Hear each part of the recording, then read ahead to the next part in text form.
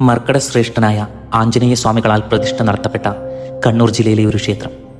അതുകൊണ്ട് തന്നെ ഇവിടം മർക്കടശ്ശേരി എന്നും പിന്നീട് മക്രേരി എന്നും അറിയപ്പെട്ടു. കൂടാതെ സംഗീതത്തിന് ഏറെ പ്രാധാന്യമുള്ളൊരു ക്ഷേത്രം കൂടിയാണ് മക്രേരി. കണ്ണൂർ ജില്ലയിലെ പെർളശ്ശേരിക്കടുത്ത് സ്ഥിതി ചെയ്യുന്ന ഈ ക്ഷേത്രത്തിൻ്റെ മറ്റൊരു പ്രത്യേകതയാണ് പ്രശസ്ത സംഗീതജ്ഞനായ ദക്ഷിണാമൂർത്തി സ്വാമികൾ സമർപ്പിച്ച് മറ്റൊരു പ്രസിദ്ധ സംഗീതജ്ഞനായ ഇളയരാജ ഉദ്ഘാടനം ചെയ്ത ഒരു സരസ്വതി മണ്ഡപം.